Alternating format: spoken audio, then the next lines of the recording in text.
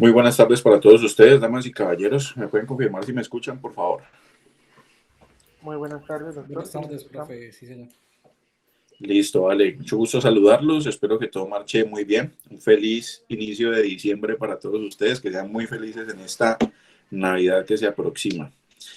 Bueno, vamos entonces a empezar con la clase del día de hoy. Habíamos dejado como título en la anterior clase, ¿cuándo el médico puede excusarse de asistir a un paciente?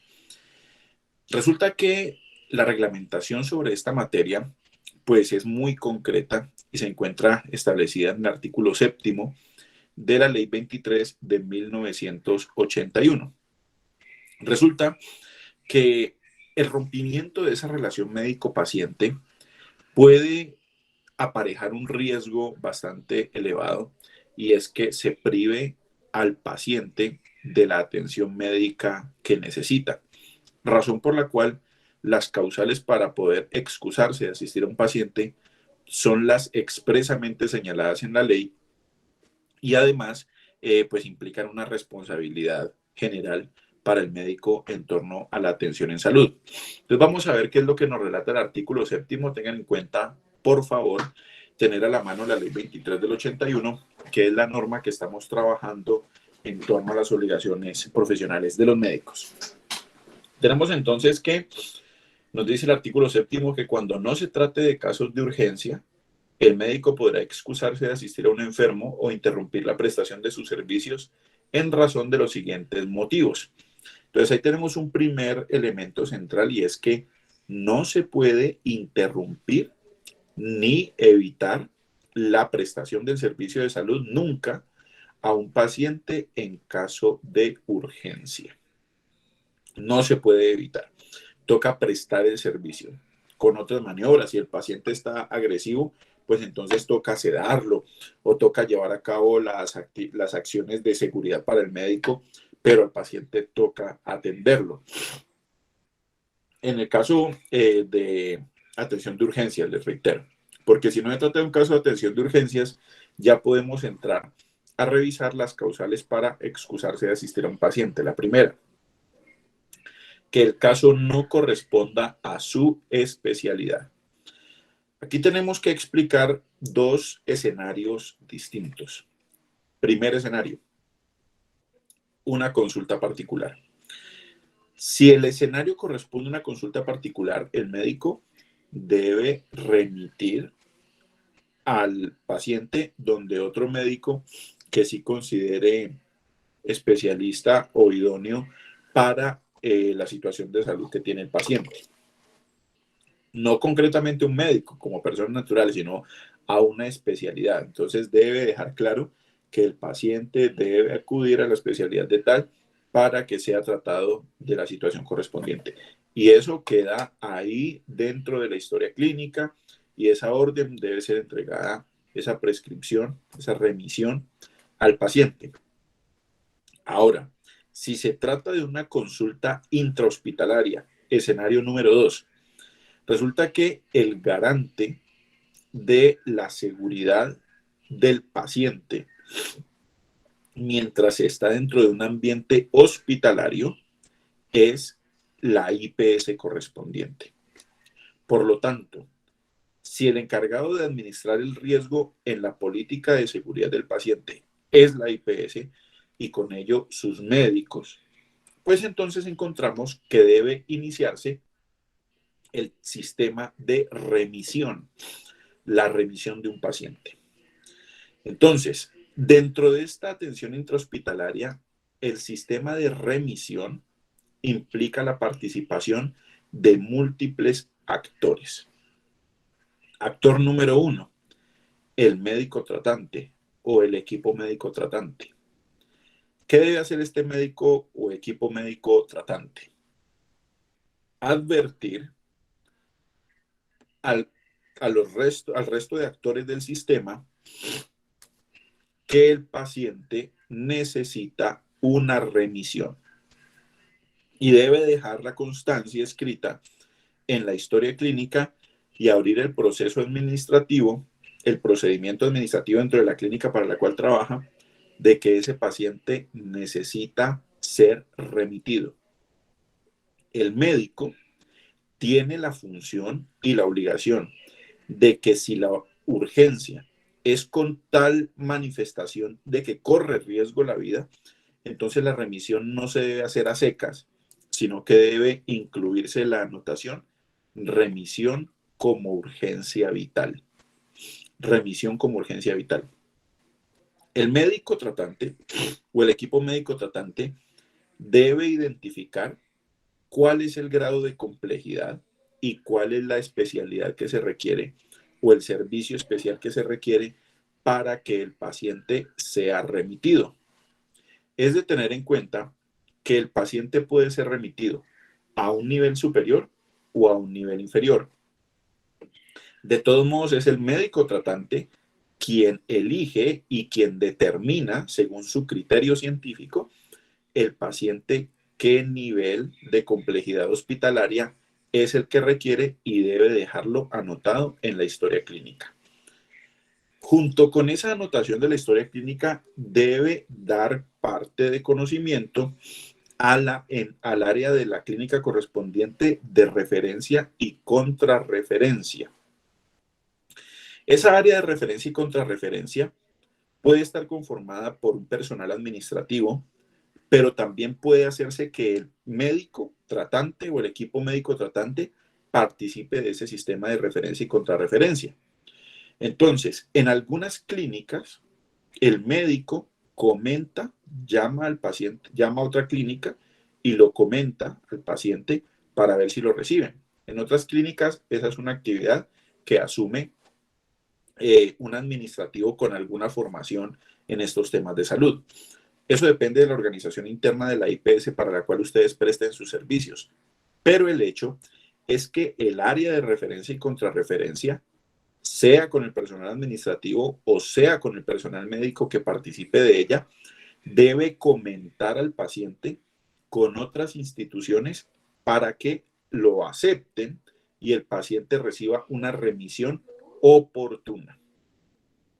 Resulta que además de ese sistema de referencia y contrarreferencia, comentarlo con las otras instituciones debe darle parte y debe informar a la EPS, a la entidad promotora de salud, a la empresa promotora de salud.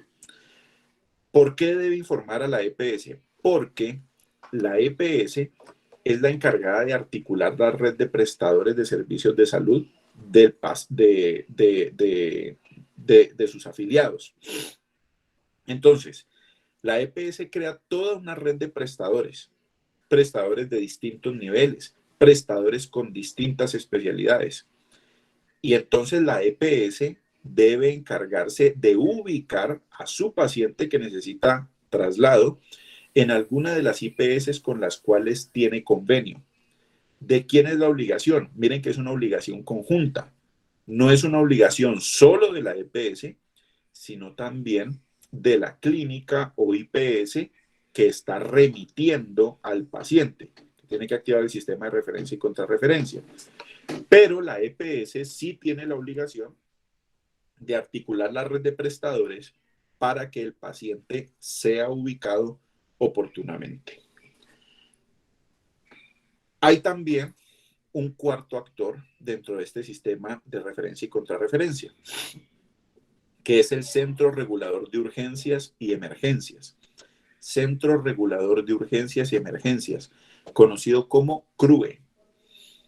Este centro tiene o está a cargo de las secretarías de salud departamentales o distritales. En el caso de Bogotá, por supuesto, el distrito. En el caso de los departamentos, Secretaría de Salud Departamental. Es función de estas entidades públicas llevar a cabo la ayuda, coadyuvar para que los pacientes que necesitan ser trasladados por urgencia se les ubique prontamente en otra institución donde tengan el servicio que se está requiriendo. Miren que si bien la Secretaría de Salud no es la que administra el riesgo en salud que está a cargo de las EPS y de las IPS, sí es la encargada de articular el Centro Regulador de Urgencias y Emergencias. Y por lo tanto, el médico, el sistema de referencia y contrarreferencia deben avisarle no solo a la EPS, sino también al CRUE para que se lleve a cabo de la mejor manera posible la ubicación del paciente en una nueva IPS. Miren que la posibilidad de falla puede ser múltiple. Primera posibilidad de falla, que no se identifique claramente por parte del médico o equipo médico tratante a cuál es la especialidad que debe ser remitido, o que esa remisión no se identifique oportunamente, no se advierta oportunamente. Por ejemplo, resulta que un paciente ha sufrido una lesión que puede comprometer una lesión vascular. Y resulta que ocurrió un sábado y los fines de semana en esa IPS no hay cirujano vascular, pero se necesita diagnosticar que no haya habido una lesión vascular. Entonces, en ese caso, inmediatamente llega una patología que puede conllevar a una lesión vascular. Lo que deben hacer es advertir oportunamente su solicitud de remisión. Porque lo que ocurre muchas veces, y esto ocurre en algunos casos con accidentes que vienen de SOAT, es que las IPS, por no soltar el paciente SOAT, porque el SOAT se paga mucho más rápido, entonces lo que hacen es no advertir esas necesidades de remisión urgente. Imagínense ustedes una luxación en la rodilla que puede haber comprometido la arteria poplitea.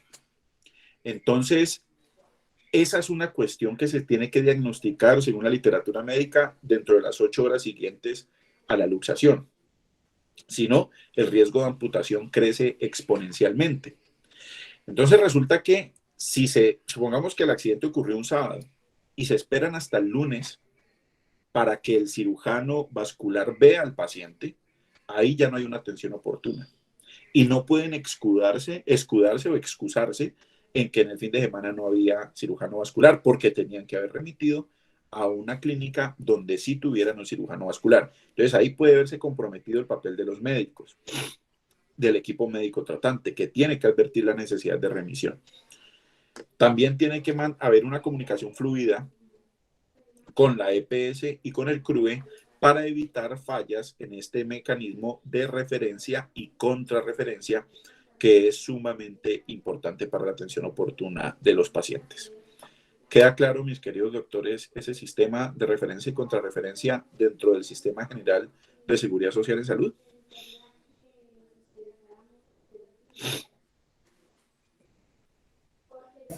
Sí, señor.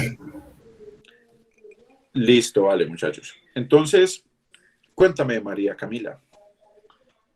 Buenas tardes, profe, ¿cómo está? Muy bien, gracias, Camila. Me alegra. ¿El CRUE es que es, profe, CRUE? ¿Cómo es? CRUE, sí, Centro Regulador de Urgencias y Emergencias. Eso. Muchas gracias, profe. Listo, María Camila, con gusto. ¿Alguna otra inquietud? Por mi parte no, profe, muchas gracias. Listo, vale, Camila. Bueno, muchachos, entonces continuemos por acá. B, que el paciente reciba la atención de otro profesional que excluya la suya. Pues claro, pues si ya se ha roto un tratamiento o si se ha roto una conducta médica y otro médico es el que ha asumido el rol de médico tratante, puede haber lugar a que se excusen de atender a ese otro paciente. Eso ocurriría en el contexto de una consulta particular. Pero en el contexto de una atención intrahospitalaria, por supuesto, como el equipo médico es robusto, es grande, esto no implicaría que se pueda privar de la atención a otro paciente, a un paciente. C, que el enfermo rehúse cumplir las indicaciones prescritas. Aquí tenemos que explicar algo importante. Debe ser un rompimiento grave o un rompimiento, digámoslo, agudo del tratamiento y de las prescripciones que está llevando a cabo el médico. Porque la falta de adherencia de un paciente al tratamiento no necesariamente implica que el médico se pueda excusar de asistir al paciente, porque no se puede privar de la atención médica a un paciente. Hay que acompañarlo. Eso sí, si el paciente no tiene adherencia al tratamiento, eso debe quedar explícito en la historia clínica. Debe quedar explícito en la historia clínica. Bueno, hay una causal que no está incluida en el artículo 7º de la ley 23 del 81, pero que sí la podemos obtener del artículo 18 de la Constitución Política, que es lo referente a la objeción de conciencia. Resulta que cuando hablamos de la objeción de conciencia, encontramos que esta es una de las causales para, en general, no solamente en materia médica, excusarse de cumplir deberes legales. Ocurre en el contexto del servicio militar obligatorio, ocurre en el contexto de las atenciones médicas, ocurre incluso también en el contexto de algunos servicios que el Estado exige a los ciudadanos. Pero en el caso concreto de los médicos, lo más frecuente ocurre con la interrupción voluntaria del embarazo y con la eutanasia. Cuénteme, Edwin. Buenas tardes, profe. Buenas tardes, Edwin. ¿Cómo Profe, está? y en el caso de que de pronto haya alguna agresión física o amenaza del paciente hacia el personal médico, ¿uno Sí, pudiera ese rehusarse? es un tema bien interesante que, mire que en Colombia nosotros lo hemos discutido en el Colegio de Abogados en Derecho Médico y también lo hemos discutido en distintos escenarios académicos, y es el tema de que siempre se nos habla de los deberes de los médicos, pero muy rara vez se nos habla de los derechos de los médicos. ¿Qué pasa con esos pacientes que son agresivos con el personal de salud? Si es una atención que no es de urgencia, el médico puede dejar constancia de esa situación para excusarse de asistir al paciente. Pero si se trata de una atención de urgencia, Edwin, el médico no puede dejar de atender al paciente y lo que tocaría es acudir al sistema de seguridad del propio hospital o al sistema de seguridad incluso público, si la policía está presta para hacerlo, de cuidar la integridad no solamente del médico, sino de las demás personas que estén en el servicio. Porque pues para nadie es un secreto que en Colombia han ocurrido cosas lamentables, ¿no? Pacientes que entran sumamente exaltados o pacientes que entran tranquilos, pero sus familiares están sumamente alterados, o incluso casos en los cuales el paciente llega herido y entran los matones a rematarlo dentro del hospital. En estos casos, por eso es que los hospitales y las clínicas deben tener sistemas de seguridad. Entonces, el agente de seguridad debe, en casos de urgencia, proteger no solamente la integridad de las demás personas, sino también del médico. Y en caso tal, incluso, pues está permitida la sedación si el paciente está altamente violento. Si el familiar del paciente es el que está violento, lo tienen que sacar del hospital. Lo tienen que sacar y se tiene que atender al paciente. Pero no cualquier tipo de improperio o agresión es excusa para hacer ese tipo de cosas, ¿no? Por ejemplo, supongamos que una persona se altera en el lenguaje, pero no hace una agresión directa ante el médico, hay que ver la proporcionalidad de la respuesta. Pero ante todo, Edwin, en caso de urgencias, no se puede negar la atención médica a un paciente. No se puede negar, no se puede negar. ¿Listo, doctor Edwin? Listo, muchas gracias, profe. Vale, ahí hace falta una especificación de la legislación, hace falta. Sin embargo, estos faltantes deben ser suplidos en la política de seguridad del paciente que tiene que asumir cada IPS. Ahí tiene que estar incluido qué hacer con pacientes violentos y qué hacer con familiares alterados de estos pacientes. Siempre toca ver la política de seguridad del paciente. Bueno, entonces, sí queda claro, ¿cierto, doctor Edwin? Sí, señor, muchas gracias, profe. Bueno, entonces hablemos ahora de la objeción de conciencia. ¿Qué es la objeción de conciencia? El artículo 18 de la Constitución describe que nadie podrá ser molestado ni obligado a actuar en contra de su conciencia por razones de índole ideológico, filosófico, religioso. Resulta que nosotros no somos máquinas. Nosotros no somos simplemente unos operadores de normas jurídicas, ni unos operadores de normas de conducta. Nosotros tenemos como seres humanos nuestras convicciones. Si esas convicciones no fuera obligatorio respetarlas, cualquier régimen extremadamente injusto podría tomar decisiones que atentaran en contra de la conciencia de sus individuos, y los individuos no tendrían más que actuar como máquinas siguiendo parámetros de conducta que les han metido desde el programador llamado legislador. Entonces, existe el derecho de la objeción de conciencia. Este derecho de objeción de conciencia, como se lo manifestaba en el campo de la medicina, ha sido utilizada de manera más reiterada en temas como el de la eutanasia y en temas como el de la interrupción voluntaria del embarazo. La sentencia que mejor desarrolla este tema en materia de interrupción voluntaria del embarazo es la sentencia C-355 de 2006, muy conocida por todos ustedes porque es la que despenalizó en 3 circunstancias concretas el delito del aborto. Sin embargo, existe un amplio desconocimiento acerca de en qué consiste esta objeción de conciencia. Incluso yo he escuchado a asesores de IPS y he escuchado a funcionarios públicos aseverar que los médicos no pueden presentar objeción de conciencia en materia de interrupción voluntaria del embarazo. Dicen que un médico no puede negarse a practicar, por ejemplo, un procedimiento de interrupción voluntaria del embarazo. Esa aseveración es del todo equivocada, toda vez que, si bien existen unas reglas específicas y deben cumplirse esas reglas específicas para llevar a cabo la práctica de la objeción de conciencia, lo cierto es que sí es una facultad del médico y un derecho fundamental objetar en este tipo de circunstancias. Resulta que los médicos, por supuesto, tienen unas convicciones propias y unas convicciones personales. Dentro de esas convicciones personales pueden tener un abanico de posibilidades, pero pongamos concretamente un médico que siga cualquier fe, que no esté de acuerdo con la interrupción voluntaria del embarazo por considerar el principio de corporalidad y todo lo que se expresa para no seguir adelante con el procedimiento. Entonces, en ese caso, el médico que está ampliamente apegado a los cánones de su moral, a los cánones de su religión, llevar a cabo un procedimiento de interrupción voluntaria del embarazo puede significar un serio choque e incluso puede generar un alto estrés moral por haber cometido una conducta que él considera que es inapropiada.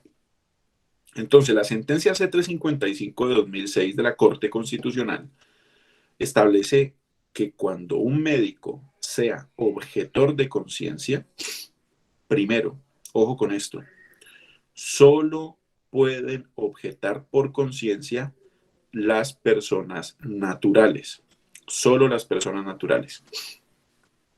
Es decir, no puede haber objeción de conciencia por personas jurídicas. Una clínica no puede objetar de conciencia, porque los únicos que tienen conciencia somos las personas naturales, las personas de carne y hueso. Lo segundo, la objeción de conciencia es individual, no es colectiva. Entonces, cada médico que tenga una razón para objetar por conciencia en un determinado procedimiento debe expresarlo individualmente. Aquí hay una particularidad bien importante que no se exige en otros ordenamientos jurídicos. Por ejemplo, en los Estados Unidos, para objetar por conciencia, no tiene que ser por escrito. Simplemente se necesita que el médico manifieste que objeta por conciencia y no tiene por qué fundamentar ni siquiera su objeción de conciencia. Tiene que decir que objeta por conciencia porque no está de acuerdo con sus principios y ya, en Estados Unidos.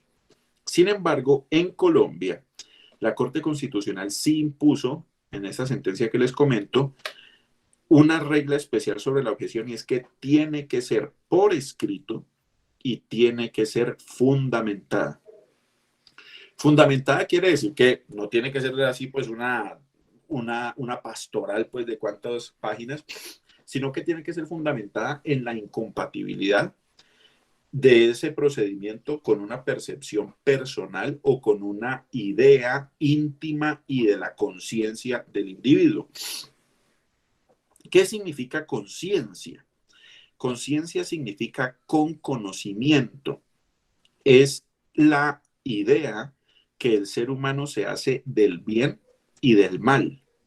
Todos nosotros tenemos conciencia. Entonces, a partir de esa idea que el ser humano se hace del bien y del mal, el ser humano va a tener una conciencia moral que le va a permitir tomar decisiones, enfrentarse a un abanico de posibilidades y decidir que no todas esas posibilidades tienen el mismo valor, sino que tiene que elegir aquella que tenga un mayor valor, un mayor peso, de acuerdo con sus convicciones personales. Entonces resulta que el médico pues debe manifestar por escrito que objeta por conciencia llevar a cabo ese procedimiento y debe fundamentarlo. Una vez fundamentado, el médico debe informar, por supuesto, a su equipo, a su IPS, para que la IPS active el sistema de referencia y contrarreferencia o asigne a otro profesional de la salud para que lleve a cabo el procedimiento. Profe, ¿y qué pasa si no hay nadie más quien lleve a cabo el procedimiento? ¿Qué ocurre si no hay ningún otro ginecólogo que pueda llevar a cabo el procedimiento? ¿Qué debemos hacer? En ese caso, entonces, ya hay un choque entre principios. Hay una tensión entre derechos fundamentales. El derecho fundamental a la objeción de conciencia y el derecho fundamental a la vida, a la integridad o lo que corresponda de la mujer que opta por la interrupción voluntaria del embarazo. Y la Corte Constitucional ya dispuso que en ese caso, en el que ya se presenta esta tensión, debe prevalecer el derecho de la mujer y debe practicarse la interrupción voluntaria del embarazo, siempre y cuando, le reitero, no haya otro médico que pueda practicar oportunamente el procedimiento de interrupción voluntaria del embarazo. Pero si el médico sí tiene otro talento humano, si existe otro talento humano en la región, si la EPS sí tiene otro talento humano que oportunamente pueda brindar el tratamiento, entonces el médico no puede ser obligado a prestar ese servicio, a llevar a cabo el procedimiento. Y así es como se estructura la objeción de conciencia. En Colombia se establece que el Tribunal de Ética Médica verificará si las razones de esa objeción de conciencia son válidas o no. Sin embargo, realmente esa decisión del Tribunal de Ética Médica, pues difícilmente puede ser negada porque la conciencia es subjetiva y por lo tanto va a ser muy difícil a un tribunal, a un magistrado del Tribunal de Ética Médica, determinar si las razones de conciencia son válidas o no son válidas cuando la conciencia está relacionada con la psiquis, con la esfera individual del sujeto, y por lo tanto desacreditarla sería algo realmente impositivo. Eso fue algo que estableció la Corte Constitucional, pero que realmente es ampliamente impracticable. ¿Queda clara esta situación sobre la objeción de conciencia, muchachos? ¿O tienen alguna inquietud? Cuéntame, Lina. Profe, ¿podría repetir otra vez qué se hace en caso de que no haya especialista, o sea, no haya más especialistas y tenga la obligación de hacerlo? Sí, claro que sí. En ese caso, el médico, no he dicho, el médico cuando es objetor de conciencia tiene que informarlo, así como les expliqué, debidamente fundamentado y por escrito, a su IPS, a la IPS con la que trabaja. Y la IPS debe asignar a otro profesional de la salud idóneo para llevar a cabo ese procedimiento. Por supuesto, tiene que ser un ginecobstetra. Se lleva a cabo el procedimiento, que lleve a cabo el procedimiento. Si no está dentro de esa IPS, entonces debe activarse el sistema de referencia y contrarreferencia para que la EPS ubique a esa paciente en otra IPS donde puedan practicarle el procedimiento. Y el médico, como equipo médico tratante, ya les expliqué que en el sistema de referencia y contrarreferencia debe participar del comento del paciente con otras IPS. Y se debe ubicar a la paciente. El médico no puede desatenderse de la atención de la paciente hasta tanto no esté ya en manos de otro ginecobstetra que pueda practicar el procedimiento. Si no se logra ubicar ese otro ginecobstetra, entonces irremediablemente al médico le toca practicar el procedimiento. Ese es el trámite. ¿Listo, Lina? Gracias, profe. Vale, Lina, vale, con gusto. Cuéntame, Julián. Profe, yo sé que puede ser una situación como algo, pues, improbable, pero en caso de que en el centro sí haya otra persona, pero esa persona también se niega, ¿qué se tiene que hacer? El primero que conoció tiene que practicar el procedimiento. Y no es altamente improbable, Julián, porque sobre eso hay varios casos que han pasado que han llegado al conocimiento de la Corte Constitucional. Simplemente, bueno, esos casos los vamos a tocar más adelante como para no tomar más tiempo, pero hubo un caso, uno de los primeros casos que conoció la Corte Constitucional, una sentencia del 2009, de una mujer en Santa Marta que ningún ginecobstetra en todo el Magdalena quiso practicar el procedimiento. Tampoco había ningún ginecobstetra en el Atlántico, ni tampoco en Bolívar, que quisiera practicar el procedimiento. La EPS finalmente la comentó y la ubicó en Bogotá, pero cuando llegó a Bogotá el niño nació. Entonces, no, mire que ¿cuántos ginecobstetras habrá entre Atlántico, Bolívar y Magdalena? Muchísimos, ¿no? Si aquí en Popayán, ¿cuántos ginecobstetras habrá, que es una ciudad como el tamaño de Santa Marta? Yo me imagino pues que deben ser como mínimo unos 100 ginecobstetras los que hay en esos 3 departamentos. Y miren que de esos 100 no quisieron practicar el procedimiento ninguno. Entonces miren que no es altamente improbable. Sin embargo, en esos casos en los cuales no se halle un médico que lo pueda practicar oportunamente, entonces al primero que conoció le corresponderá practicar el procedimiento. ¿Listo, Julián? Listo, profe, gracias. Vale, vale. Edwin, cuénteme. Profe, y en el caso de que, pues en este caso particular, el ginecobstetra que practique el procedimiento, como pues se dijo al inicio de la presentación, eso pues genera un gran estrés moral y pues cada quien tiene su apreciación subjetiva de eso, y si eso generara alguna secuela en el que practica eso, por ejemplo, que empezara a entrar en síndrome de burnout o algo así, fuera demostrable, ahí ¿qué implicación tendría ese hecho? Mire, aquí la cuestión es la siguiente, Edwin. Digamos que los ginecobstetras, aquí el tema está en la noción de daño resarcible. Y si ese daño es imputable o no a la IPS para la cual trabaja el médico. Si la IPS para la cual trabaja el médico está mal asesorada, así como he escuchado a esos asesores jurídicos de hospitales y de clínicas que dicen que los médicos no tienen derecho a objeción de conciencia. Si está asesorada así y la IPS le cree a ese asesor y obliga al médico a llevar a cabo el procedimiento y se genera algún estrés postraumático, cualquier cuestión al médico, ese daño es imputable a esa IPS y el médico podrá reclamar en indemnización de perjuicios a esa IPS. Pero si el médico objeta por conciencia, le dan el trámite a la objeción de conciencia, pero resulta que al final no hubo otro médico que practicara el procedimiento y por eso le tocó a él y terminó con ese estrés, ahí no habría un daño antijurídico porque todos nosotros tenemos cargas por vivir en sociedad.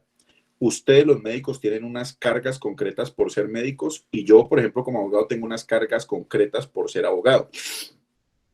Entonces, como en ese caso ya no hay otra forma de operar, entonces allá no habría un daño antijurídico y por lo tanto no habría nada que imputarle a la IPS para la cual trabajaba ese médico. Sí habría daño si le niegan el trámite de objeción de conciencia. No habría daño antijurídico si le dieron el trámite, pero no se pudo hacer efectivo por las vicisitudes pues, que hayan ocurrido de que otro médico no quiso practicar el procedimiento. Esa es la situación, ¿vale, Edwin? Listo, profe, gracias. Vale, sí soy claro porque ese tema es de pura noción de daño antijurídico. ¿Sí soy claro, Edwin? Sí, señor. Sí. Vale, listo. ¿Tienen alguna otra inquietud, muchachos?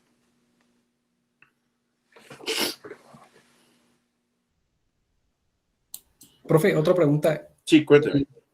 ¿Habría alguna implicación legal en caso de que el médico que tenga que hacer este procedimiento y él todavía abogando por su objeción de conciencia renuncia? ¿Eso pudiera darse o es si ya está incurriendo en delito el renunciar antes de hacer el procedimiento o por no hacerlo? Bueno, hay delito, yo no encuentro que habría delito como tal, porque estaríamos ante una situación que no está punida en el Código Penal. Hay un delito, pero que solamente aplica para los abogados, que es el delito de infidelidad de deberes profesionales. Entonces, ese delito no aplica para los médicos, entonces delito como tal no habría. Ahora, si el médico renuncia, pues está rompiendo su relación contractual con la IPS encargada de atender a la mujer. Y en ese caso, pues la relación contractual se esfumaría y pues el médico ya no tendría que llevar a cabo procedimientos futuros con esa IPS.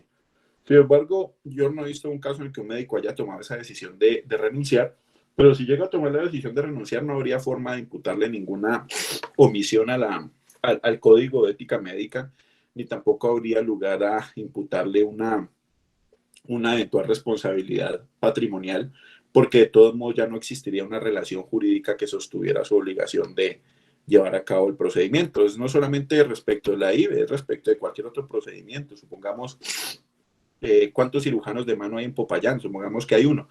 Entonces, que un paciente, que hay 5 pacientes que tienen pendiente una cirugía de mano y resulta que el médico renunció, pues ahí no lo podemos acusar de abandono de pacientes ni nada de eso, porque simplemente se rompió la relación contractual con la IPS que tenía a cargo la atención de esos pacientes. Entonces no habría responsabilidad, Edwin. En ese caso no habría responsabilidad. Gracias, profe. Listo, Edwin. Vale. ¿Alguna otra inquietud, muchachos?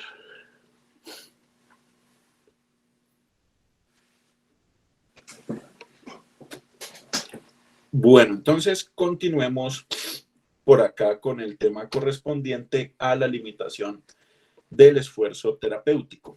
Aquí vamos a hacer un repaso sobre unos temas que ya vimos en sexto semestre. Sin embargo, entiendo que no todos ustedes estuvieron en sexto semestre. Eso fue creo que en el semestre 0, si no estoy mal. Entonces vamos a recapitularlos. Para este tema les voy a pedir el favor de que descarguen, vayan descargando por favor el decreto que les compartí, el decreto, se me escapa el número en este momento, el decreto 2493 de 2004. Vayan descargando lo que está ahí en el Classroom. ¿Listo? Vamos entonces a hablar sobre la limitación del esfuerzo terapéutico. Resulta que el artículo 10 de la Ley 23 del 81 indica que el médico dedicará a su paciente el tiempo necesario para hacer una evaluación adecuada de su salud e indicar los exámenes indispensables para precisar el diagnóstico, prescribir la terapéutica correspondiente. Este primer inciso es bastante cuestionado por algunas personas, en especial porque a los médicos, especialmente a los médicos generales, se les ha impuesto una barrera de tiempo para atender a los pacientes. Por lo general, las EPS les han impuesto un tiempo de 20 minutos. Entonces, cada médico tiene 20 minutos para atender en consulta externa a un paciente. Y resulta que hay pacientes que vienen con una multiplicidad de patologías y que necesitan una multiplicidad de órdenes y además incapacidades. Y resulta que el médico en 20 minutos no alcanza a hacer lo que corresponde. Adicionalmente, cuando el paciente va a solicitar la cita con el médico general y ya se le asigna una cita, pues resulta que el sistema inmediatamente le bloquea las otras citas, no puede pedir más citas. Entonces tiene que esperar a que salga esa cita, volver a pedir otra cita y así se le puede ir todo el mes de cita en cita a los pacientes. Eso ocurre. Esa es una barrera bastante lamentable en nuestro sistema.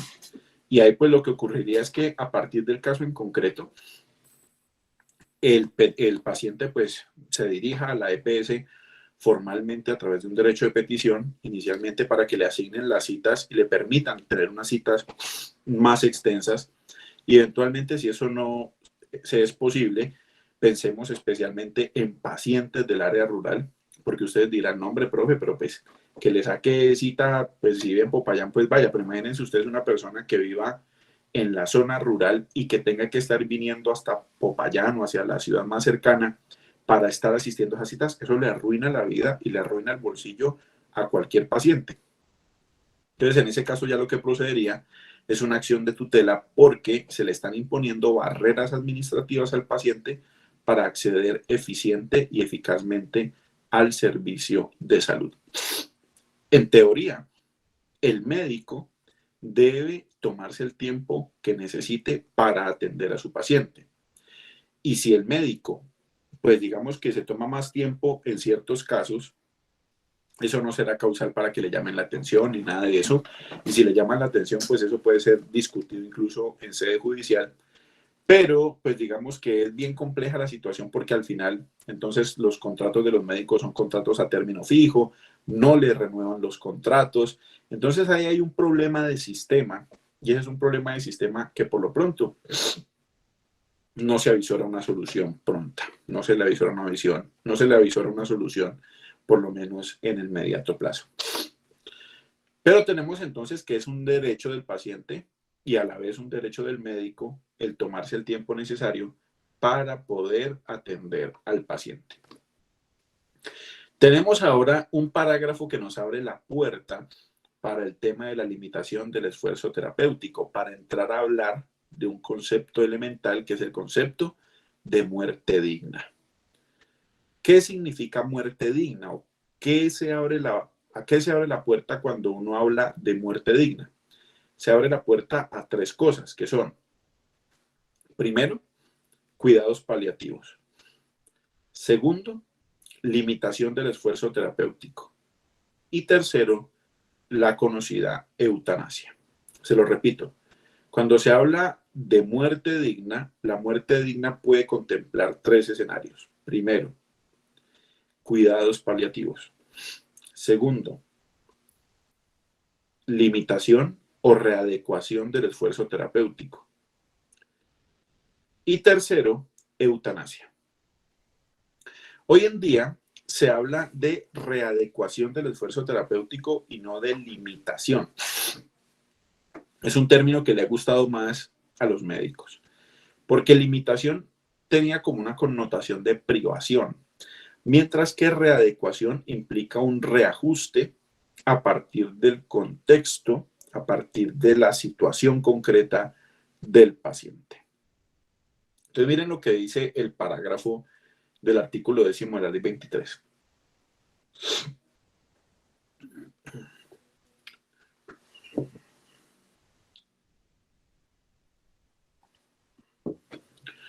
El médico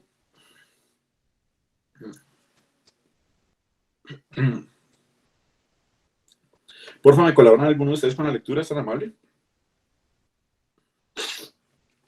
Del parágrafo, por favor.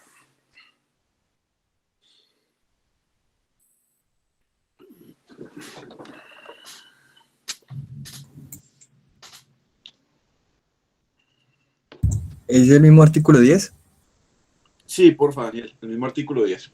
Pues dice, el médico dedicará a su paciente el tiempo necesario para hacer una evaluación adecuada de su salud e indicar los exámenes indispensables para precisar el diagnóstico y prescribir la terapéutica correspondiente. Y el parágrafo, por favor, Daniel. El parágrafo. Okay. El médico no exigirá al paciente exámenes innecesarios ni lo someterá a tratamientos médicos o quirúrgicos que no se justifiquen. Listo, entonces ahí tenemos una situación importante. Una primera hipótesis que se nos puede presentar. El paciente está en una condición crítica, o el paciente está desahuciado, o el paciente ya tiene una condición terminal. Pero resulta que los familiares instan o exigen al personal en salud que lleve a cabo unos tratamientos o unos exámenes innecesarios. ¿Para qué? Para mantenerlo vivo o para mantenerlo ahí aferrado a un fenómeno vital, pese a que se esté sacrificando la calidad de vida o incluso pese a que el paciente esté sufriendo terribles dolores y padecimientos. Entonces, en este caso, En este caso lo que ocurre es que hay lugar a llevar a cabo la readecuación del esfuerzo terapéutico. Pero esto es una decisión compleja que se debe tomar por consensos. Ya vamos a explicar cómo se llevan a cabo esos consensos. Y a su vez, este artículo 10 nos abre la puerta para empezar a hablar, como se los había comentado, de lo referente a la muerte digna. Resulta que dentro del contexto de la muerte digna está claro también la importancia de la prudencia. Resulta que hoy en día es un criterio de acreditación hospitalaria, de acreditación de alta calidad hospitalaria, el tener la atención humana en salud, lo que se conoce como humanización. Incluso ustedes lo pueden ver dentro de las IPS en las cuales están llevando a cabo sus prácticas. Hay áreas de humanización de la atención en salud.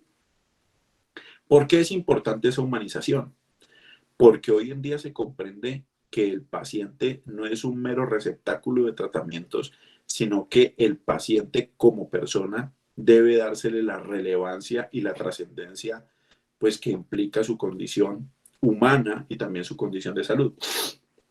Entonces, por ejemplo, incluso dentro de los contratos que se suscriben con las IPS, se incluye que es causal de terminación del contrato.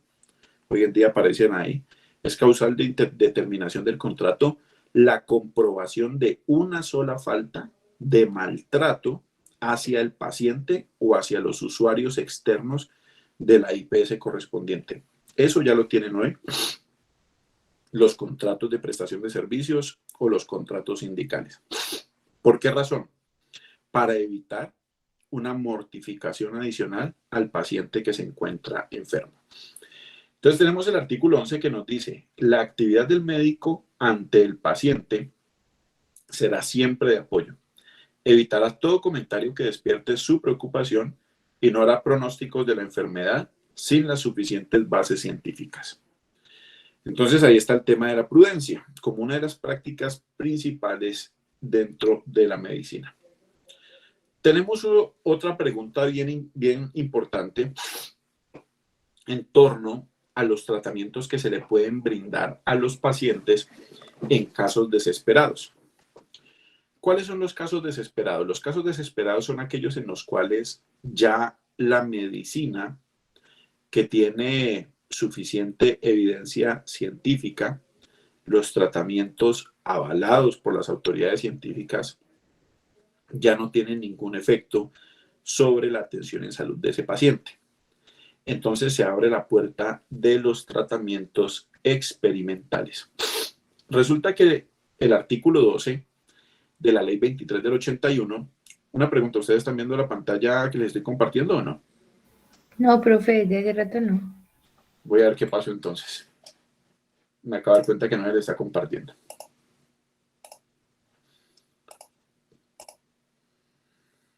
¿Aquí ya lo estamos viendo o no? Sí, profe, ahora sí. Listo, vale. Bueno, entonces, cuando hablamos de tratamientos experimentales, el artículo 12 de la ley 23 del 81 nos establece que estos tratamientos, pues, se podrán utilizar cuando sean la última posibilidad con la que cuente el paciente y que la decisión de implementar estos tratamientos debe contar con la autorización del paciente o de sus familiares y adicionalmente, si fuera ello posible, debe llevarse a cabo con una junta médica. Entonces, en principio, el médico solo debe emplear los tratamientos científicamente aceptados.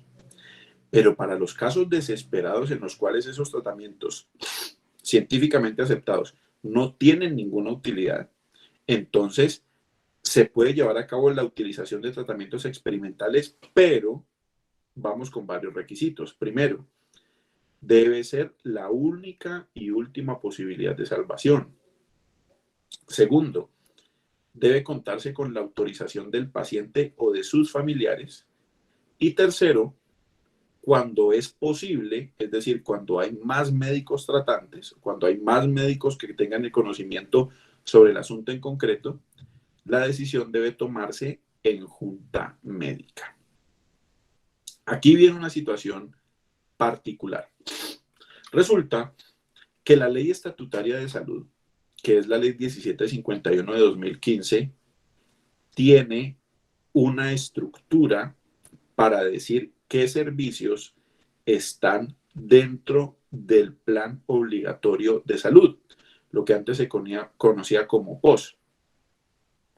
¿Qué servicios son de obligatorio cumplimiento por parte de las EPS? Y resulta que trae un listado de los que no son de obligatorio cumplimiento. ¿Qué servicios o qué tratamientos no deben darse con cargo a la unidad de pago por capitación de cada paciente? Hago un pequeño paréntesis aquí para explicarles esto. Yo quiero preguntarles a ustedes, ¿ustedes saben cómo funciona este tema del listado de exclusiones y cómo funciona el sistema del plan de beneficios? ¿Ustedes saben o no lo conocen?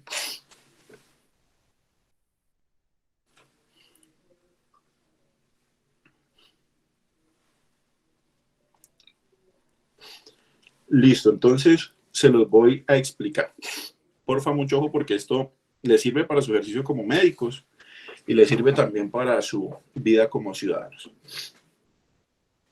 Resulta que este es un pequeño paréntesis, ¿listo? Pero necesito que lo tengan claro para poder comprender lo que les estoy explicando.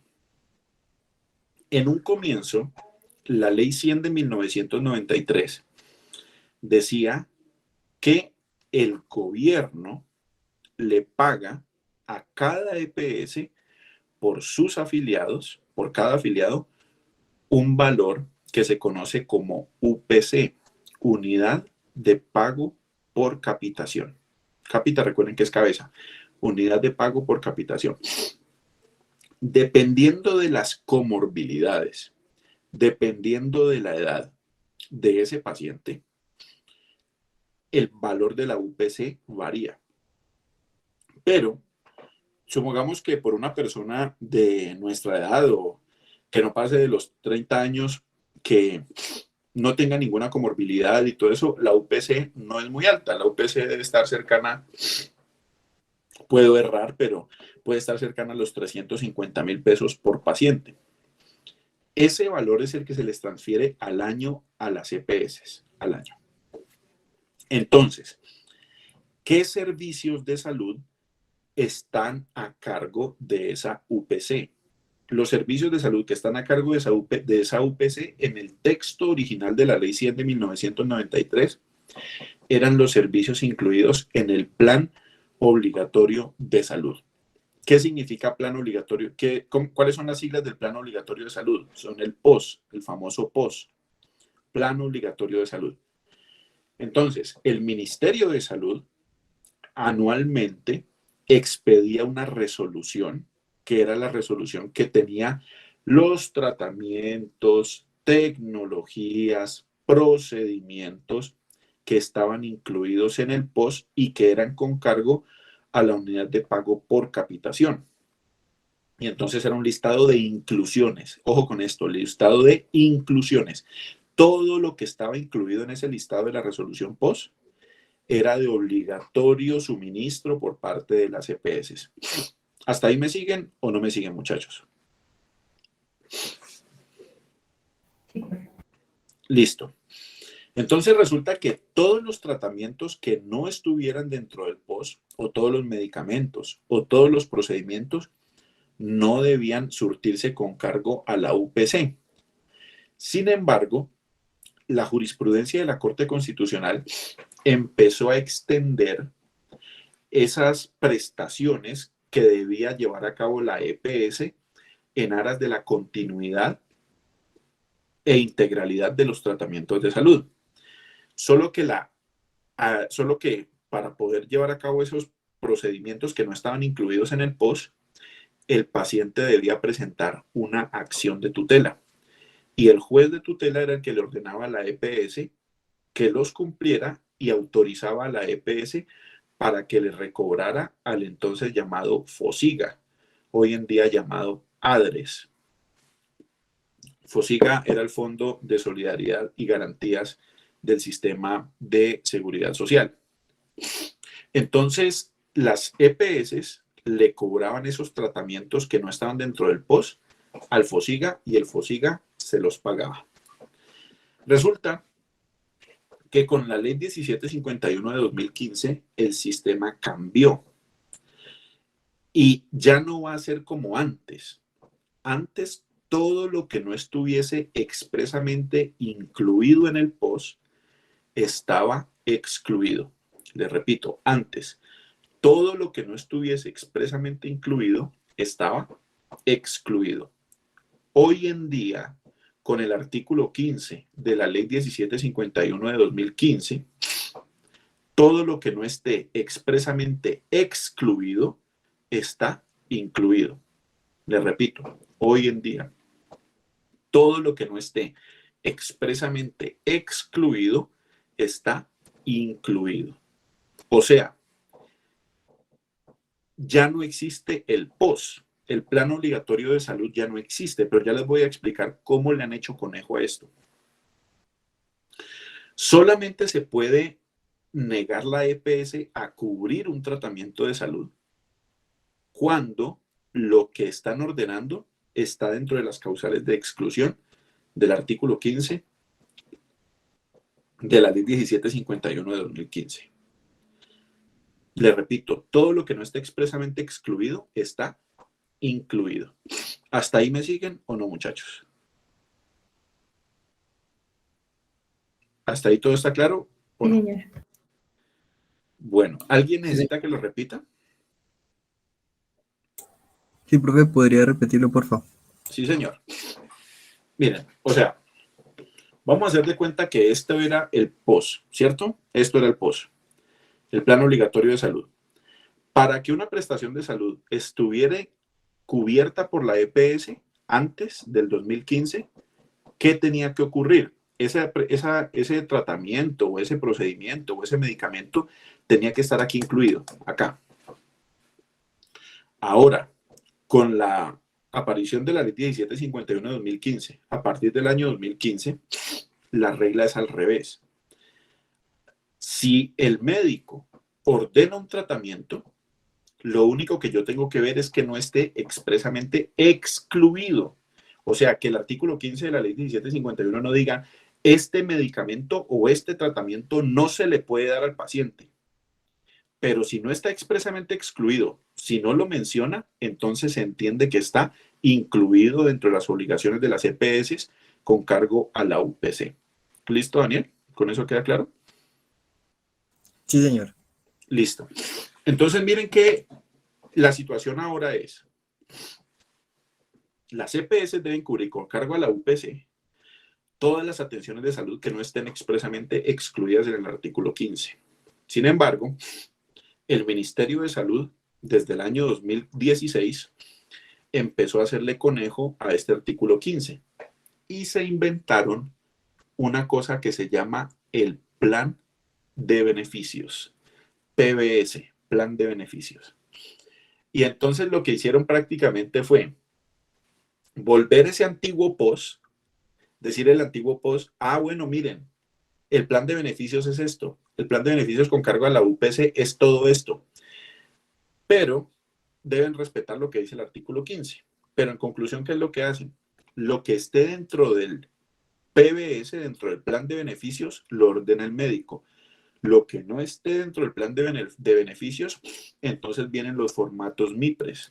Y es ahí lo que tiene que diligenciar el médico, explicando por qué razón no hay un sustituto válido dentro del plan de beneficios. Sin embargo, la EPS está obligada a cumplirlo siempre y cuando no esté dentro del listado de exclusiones del artículo 15. Les repito, hoy en día se ha creado un plan de beneficios.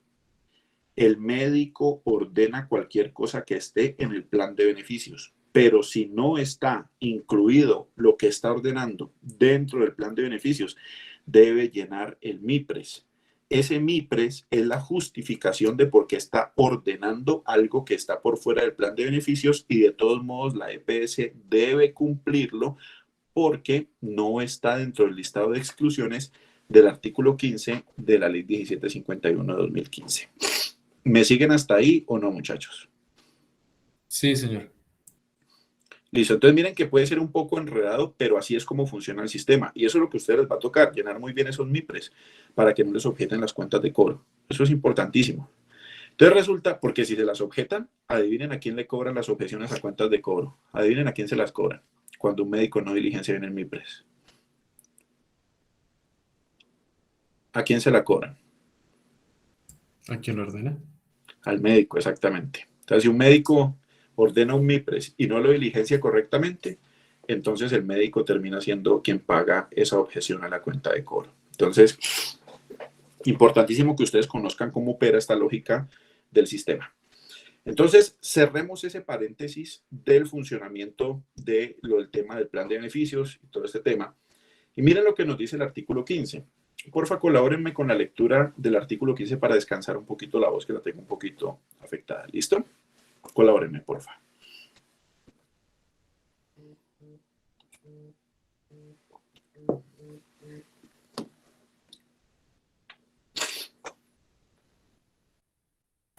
Profesor, Sí, cuéntame, Alejandra. ¿sí me escucha? Listo, yo leo el artículo 15. Sí. Dice, el médico no expondrá a su paciente a riesgos injustificados, pedirá su consentimiento para aplicar los tratamientos médicos y quirúrgicos que considere indispensables y que puedan afectarlo física o psíquicamente, salvo en los casos en que ello no fuere posible, y le explicará al paciente o a sus responsables de tales consecuencias anticipadamente.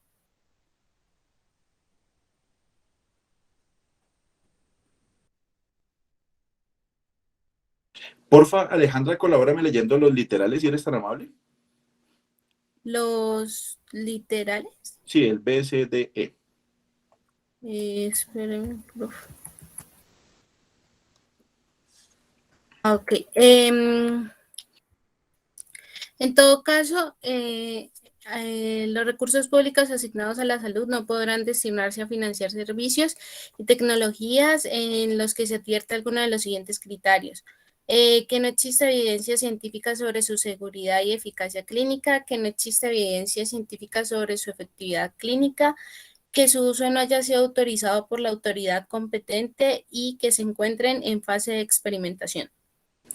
Listo, muchas gracias, Alejandra. Entonces, miren que en estas causales lo que encontramos es que los tratamientos experimentales, además de tener que cumplir con los anteriores requisitos que les dije a partir del artículo 12 de la ley 23 del 81, que fueron 3. ¿Se acuerdan de esos 3 requisitos que les acabé de decir para que procedieran los tratamientos experimentales? ¿Cuáles son esos 3? Cuéntame, Lina. Que sea la única posibilidad de salvación del paciente, que haya sido autorizado por el paciente y que haya sido autorizado por la Junta Médica. Exactamente. A eso se le añade, muchas gracias, Lina, un cuarto requisito, según este artículo 15 de la ley 1751, y es que lo tiene que pagar el paciente. Lo tiene que pagar el paciente o sus familiares. No está con cargo a la UPC ni tampoco está cubierto por el Sistema General de Seguridad Social en Salud, según lo que dice la ley. Sin embargo, eso dice la ley. Tenemos que ver qué dice la jurisprudencia. Resulta que cuando ustedes pues estén en el servicio y todo eso, y eso pasó incluso ahorita en tiempos de COVID, las EPS no cubrían los tratamientos experimentales.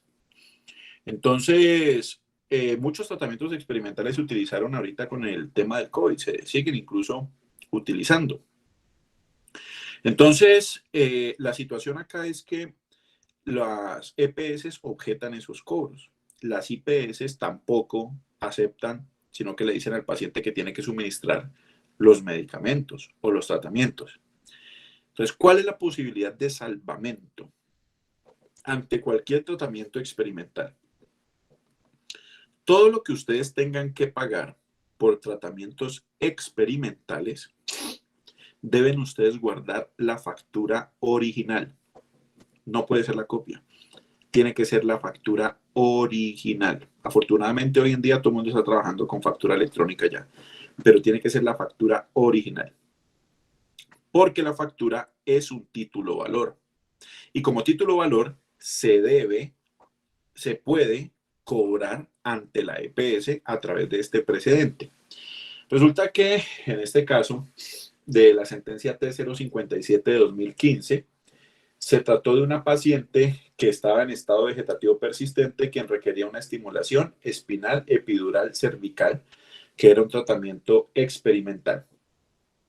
Resulta que la Corte Constitucional toma en cuenta unos fallos de unos tribunales en Estados Unidos para casos desesperados y acuña el famoso derecho a intentarlo o right to try. Este derecho implica que en casos desesperados, según lo ha reconocido la Corte Constitucional, las EPS deban cubrir también los tratamientos experimentales. Entonces, miren cómo es la jugada. Como obviamente usted o el paciente necesita el tratamiento experimental, puede que de urgencia, pues no se nos da el tiempo para poder presentar una tutela. Entonces, ¿qué es lo que debe hacer el paciente? Pagar el servicio, pagar lo que corresponde, guardar la factura y presentar el correspondiente recobro a través de derecho de petición ante la EPS. La EPS le va a decir que no procede el pago. ¿Amparado en qué? Amparado en el artículo 15 de la ley 1751 de 2015. Sin embargo, ya usted con esa negación va a poder acudir ante el juez de tutela y el juez de tutela tendrá que ordenar el pago al tenor del precedente de la Corte Constitucional en la sentencia T057 de 2015. Esa es la situación. Entonces, en Colombia, en este momento, el derecho a intentarlo en casos desesperados también se encuentra inmerso dentro de la cobertura del Sistema General de Seguridad Social. Esta situación ha sido analizada por el Consejo de Estado y el Consejo de Estado ha dicho que al analizar, por ejemplo, la resolución del POS del 2016, el Consejo de Estado dijo que las EPS deben pagar siempre y cuando no exista un sustituto válido en el POS.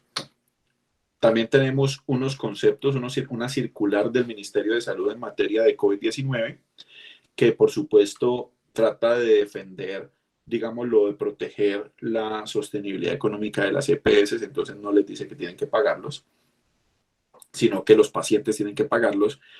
Pero ya saben ustedes que una circular no puede desdecir lo que dice la Corte Constitucional a través de su jurisprudencia, entonces en este caso es mayormente vinculante el precedente de la Corte Constitucional. Sin embargo, miren lo que dice la circular externa 031 del 27 de mayo de 2020 del Ministerio de Salud, que tiene precisiones sobre utilización y financiación de dispositivos médicos, específicamente de ventiladores mecánicos que no tienen autorización para su producción y comercialización en el territorio nacional. Pues con sustento en el artículo 12 de la Ley 23 del 81, que es el que estamos leyendo, el Ministerio indica que las circunstancias excepcionales graves hacen referencia a aquellas en que se demuestre el riesgo latente para la vida y salud del paciente y no haya otra opción en el momento de brindar la tecnología en salud. Agrega que se requiere el consentimiento informado del paciente o de sus familiares, es decir, su aprobación, luego el señalamiento de que se trata de una tecnología experimental que no cuenta con autorización de la entidad competente y manifestando los riesgos para la salud que podría implicar el uso de estos. Por último, indica que estas tecnologías no pueden ser financiadas con los recursos del Sistema General de Seguridad Social en Salud.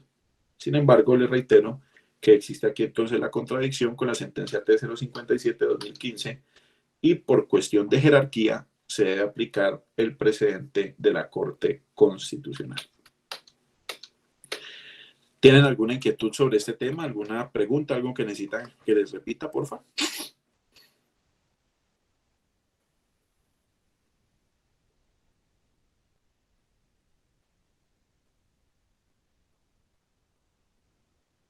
¿Queda todo claro? Sí, señor. Listo. Bueno, entonces ahora sí vamos a hablar sobre el tema de la atención en la agonía, la muerte y la regulación frente al suicidio. Tenemos entonces la atención a la enfermedad y muerte cerebral. El artículo 13 de la Ley 23 del 81 nos dice lo siguiente.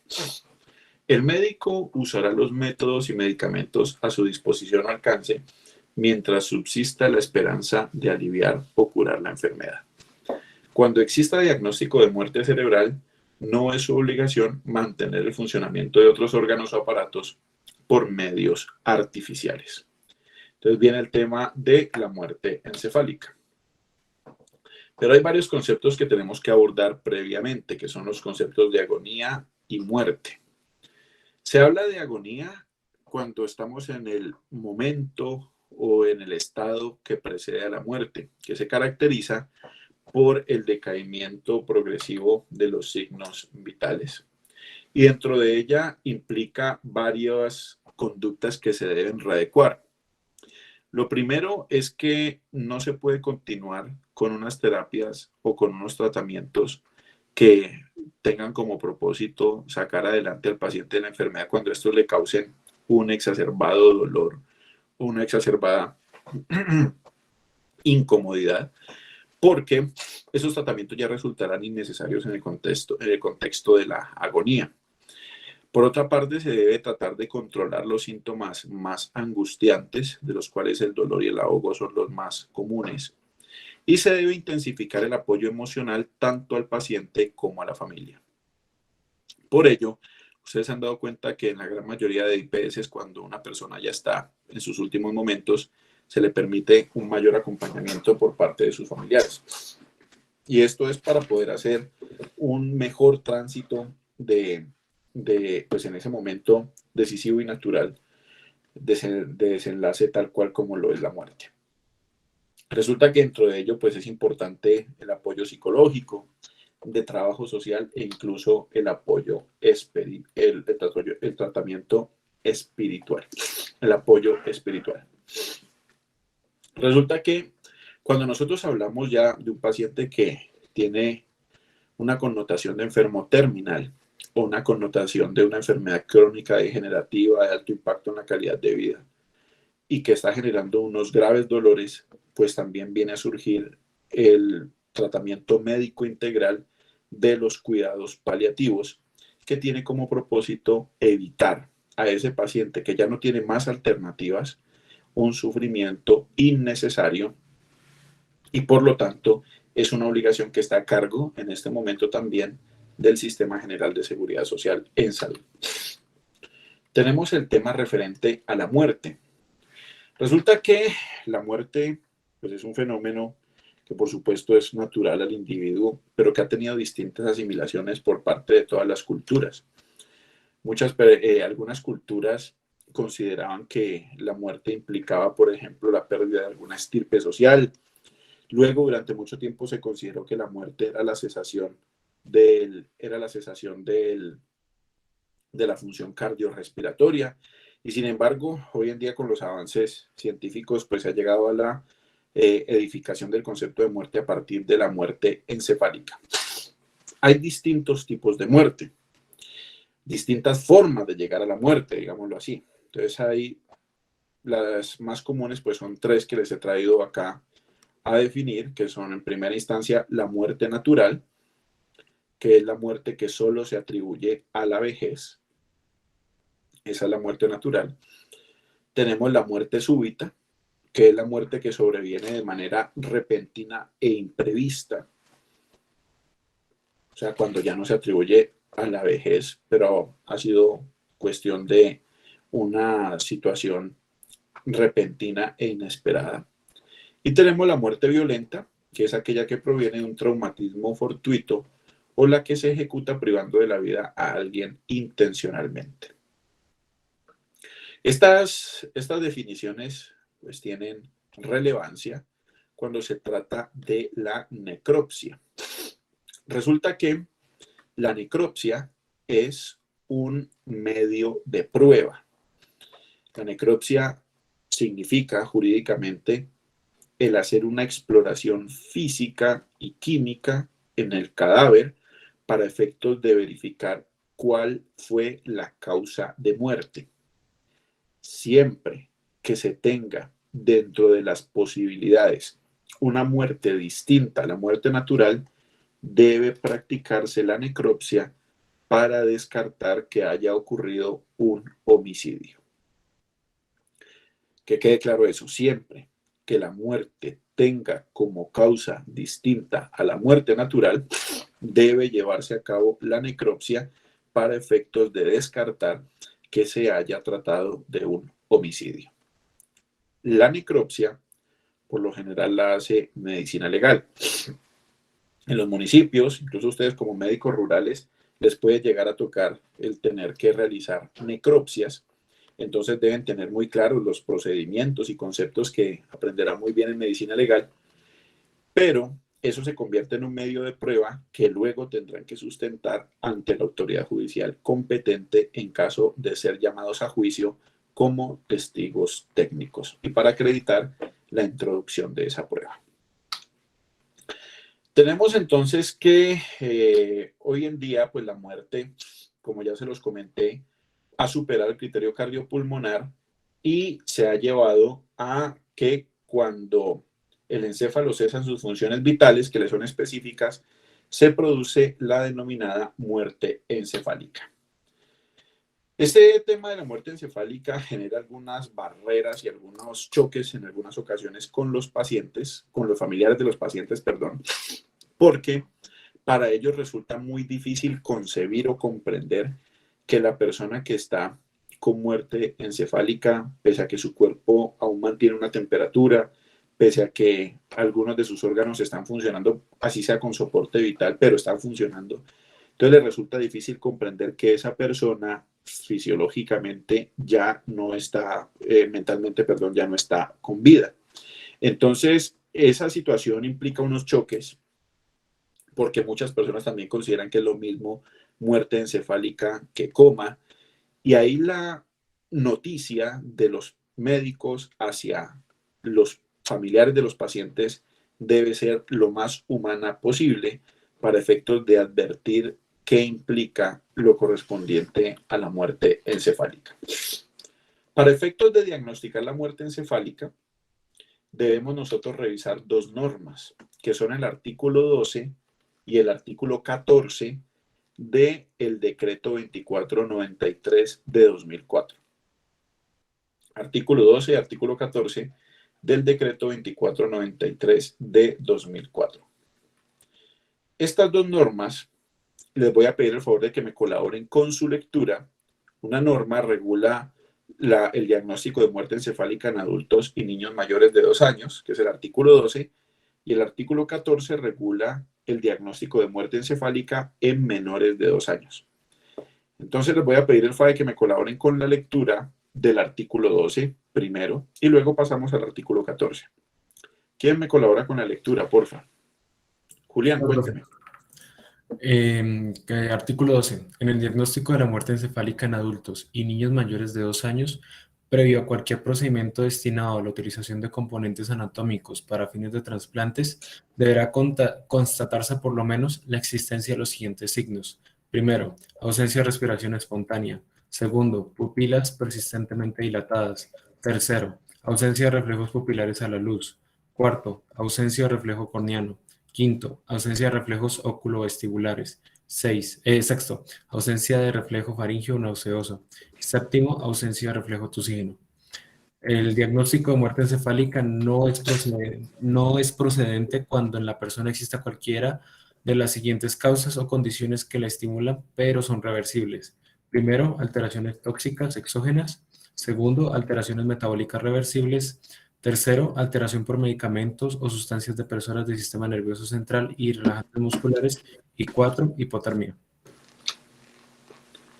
Siga, por favor, Julián. Bueno, el diagnóstico de muerte encefálica y la comprobación sobre la persistencia de los signos de la misma deben hacerse por 2 o más médicos no interdependientes, que no formen parte del programa de trasplantes, uno de los cuales deberá tener la condición de especialista en ciencias neurológicas. Dichas actuaciones deberán constar por escrito en la correspondiente historia clínica, indicando la fecha, hora de las mismas, su resultado y diagnóstico definitivo, el cual incluirá la constatación de los 7 signos que determinan dicha calificación. Y leamos el parágrafo, por favor. Parágrafo. Cuando no sea posible corroborar alguno de los 7 signos establecidos, se deberá aplicar un test de certeza. Listo, entonces vamos a explicar brevemente, por supuesto, desde un punto de vista jurídico, qué es lo que me compete este artículo 12.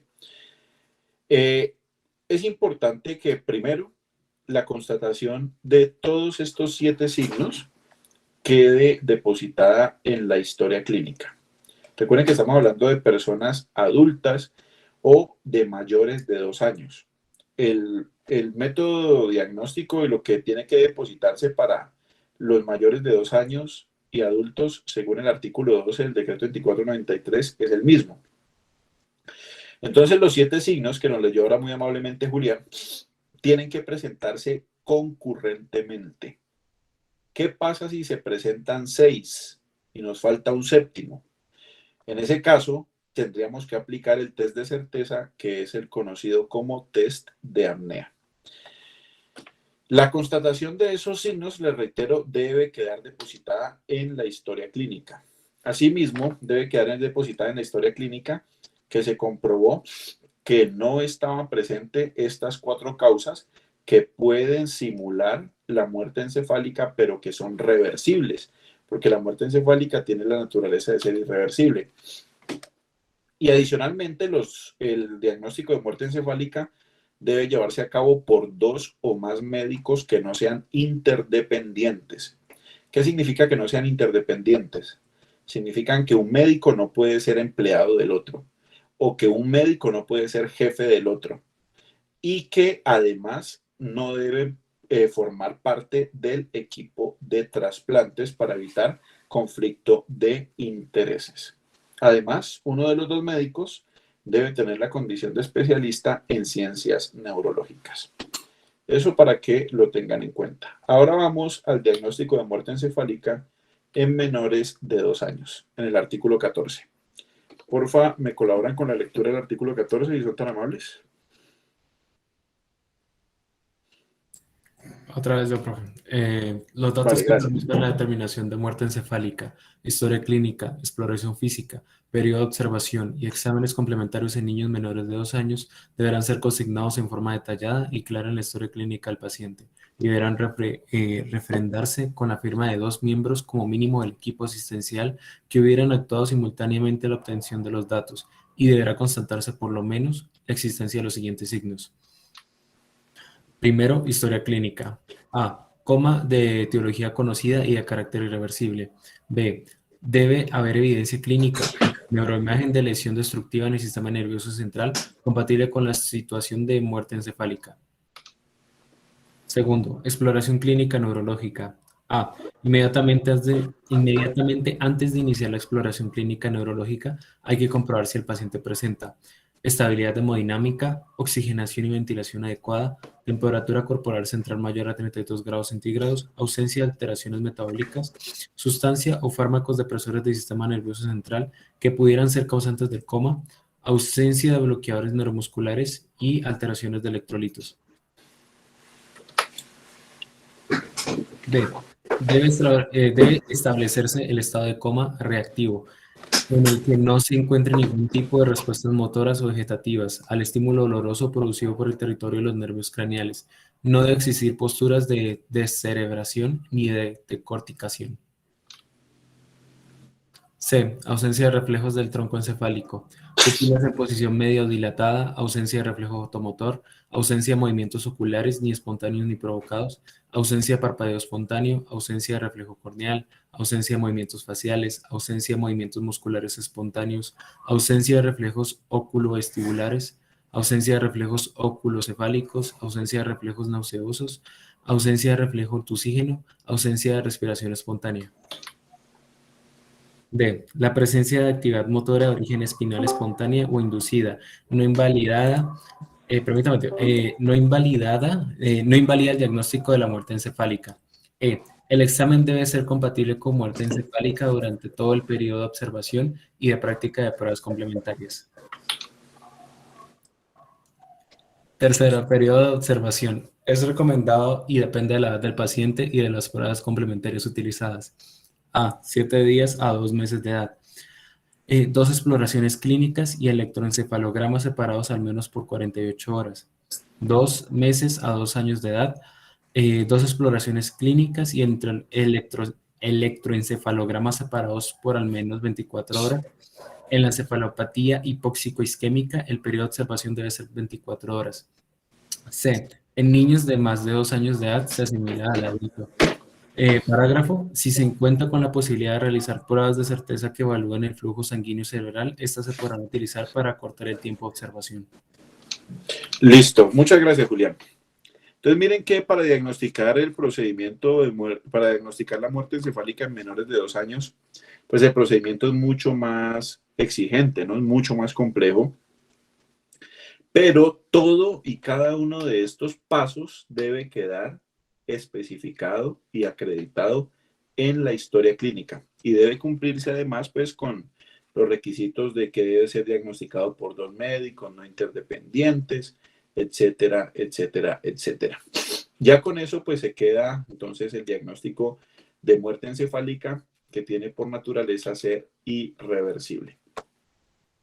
Resulta que una de las características de por qué se lleva a cabo el sostenimiento del donante fallecido es para poder tomar de él los órganos para poder llevar a cabo el trámite del trasplante. ¿Cuándo se expide el certificado de defunción? El certificado de defunción se expide cuando se ha diagnosticado la muerte encefálica. En ese momento se expide el certificado de defunción que firma el médico, los médicos que lo han diagnosticado, y que luego sirve como sustento para levantar el registro civil de defunción. Una cosa es el certificado de defunción y otra cosa es el registro civil de defunción. El certificado de defunción, les reitero, lo levantan en el hospital.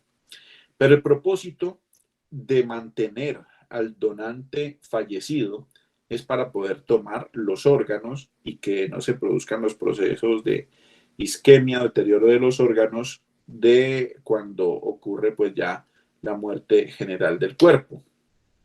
Entonces, tenemos unas reglas. La muerte encefálica, por regla general, implica la muerte del individuo. Esto ya lo tenemos claro por las normas que acabamos de leer. Ante la muerte encefálica debería ocurrir el retiro de apoyos vitales. Sin embargo, se pueden mantener los apoyos vitales para efectos de trasplante. Hay otros casos en los cuales ha ocurrido también otras excepciones distintas a mantener los órganos para trasplante, que fue el caso de una señora emigrante africana que era de nombre Idil, quien tuvo ella no era la madre, era la hija. Idil resulta que estaba en gestación cuando la madre se le diagnosticó muerte encefálica. Entonces a la madre la mantuvieron con vida no, sino con soportes vitales, perdón, para efectos de que el embarazo pudiera surtir su efecto. Y finalmente, cuando tuvo la maduración oportuna, le practicaron la cesárea y nació la niña, llevándose a cabo ya posteriormente pues el retiro de los soportes vitales y de acuerdo con la legislación italiana, pues declarándola oficialmente muerta a las 6 horas después de haberle retirado los soportes vitales. Esa entonces sería una de las causales en nuestro país para mantener también con soportes vitales a la mujer, y es que se esté llevando a cabo un proceso de gestación. Sin embargo, en el sistema anglosajón, la situación fue diferente. El caso de Marlis Muñoz, que fue una mujer que también tuvo una muerte encefálica, se le mantuvo con soportes vitales para la maduración de su embarazo, para el desarrollo de su embarazo, y finalmente el niño nació, pero cuando nació, entonces ya el padre de la criatura demandó al hospital porque él había dicho que no quería que siguiera adelante el embarazo, porque él quería que le retiraran los soportes vitales a su esposa, manifestando que ella en vida había dicho que no quería nunca estar en una situación de estar conectada, sino que ella, si llegaba a estar en esa situación, pues que la desconectaran, y el hospital hizo caso omiso a ello, razón por la cual, pese a que la niña nació, entonces él demandó al hospital, demandó a los médicos, y en ese caso, miren eso, ganó la demanda. Son dos sistemas jurídicos completamente diferentes. Nosotros formamos parte del sistema romano-germánico, o sea que estaríamos propensos al cuidado de la protección de la vida del nasciturus, que nuestro mismo Código Civil dice que debe protegerse. Entonces, en este caso, pues la opción más aceptada dentro de nuestro ordenamiento sería mantener a la paciente con soportes vitales. Porfa, dejemos como título para la siguiente clase la Ley 1805 de 2016. ¿Tienen alguna pregunta, alguna inquietud sobre lo que hemos explicado? Julián, cuéntame. Profe, en el caso que nos menciona ahorita, si se nos ocurre, se nos llega a presentar esa situación de que la mujer dejó tácitamente, pues, claro de que no quería continuar con el embarazo o que no desea estar conectada en caso de una muerte encefálica, ¿cómo deberíamos proceder nosotros? ¿Sí o sí deberíamos mantenerla, o sea, pues, que hasta gestación o cómo proceder? Mire, ahí hay una situación bien compleja de decir en nuestro ordenamiento, Julián, porque no hay ninguna norma que nos aborde concretamente ese caso. Lo primero que tendríamos que verificar es esa decisión de la madre de que ante una situación de muerte encefálica no se le mantuviera con soportes vitales, tiene que haber sido tomada a través de alguno de los mecanismos legalmente establecidos, que son una directiva anticipada que tiene que haberse elevado a escritura pública o a acta de conciliación. ¿Para qué? Para efectos de garantizar a los médicos que no vayan a tener dificultades al momento de desconectarla. Si ella hizo eso, pues entonces ella debió haber determinado dentro de esa directiva anticipada quién debería tomar las decisiones por ella y además qué llevar a cabo en un caso de un procedimiento de estos. Si esa directiva anticipada no existe, pues lo recomendable para los médicos es que no desconecten a la mujer por una norma muy antigua, que es el Código Civil.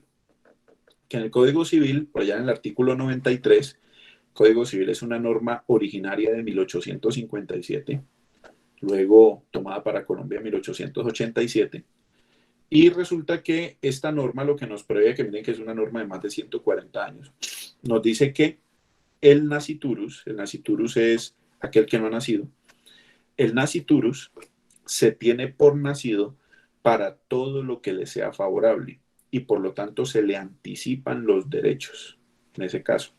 En este caso, pues se le anticiparían los derechos el derecho al acceso a los servicios de salud, el derecho a la vida se le anticiparía en cuanto a que es más favorable que no vivir y por lo tanto, en este caso se tendría que mantener con soportes vitales a la mujer si ella no tomó la decisión por esa vía de la directiva anticipada. Entonces tocaría mantenerla con vida porque el problema sería que luego ustedes se podrían meter con vida, no con soportes vitales, porque luego se podrían meter en un problema por haber permitido, pese a que fuere posible, mantener con soportes vitales a la mujer mientras que se maduraba el embarazo. Entonces, para evitar problemas, en ese caso, verificar esos dos procedimientos y, si no está presente el primero de la directiva anticipada, mantener los soportes vitales. Esa sería la solución más prudente, doctor Julián. Vale, profe, gracias. Listo, doctor Julián. Vale. ¿Alguna otra inquietud?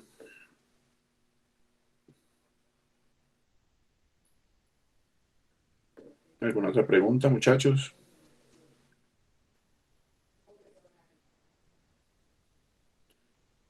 Bueno, doctores, entonces esto ha sido todo por hoy. Les deseo un feliz resto de tarde. Se cuidan mucho. Ya nos vemos. Muchas gracias, profe. Hasta luego. Hasta luego. Gracias, hasta luego. Hasta luego. Gracias, profe.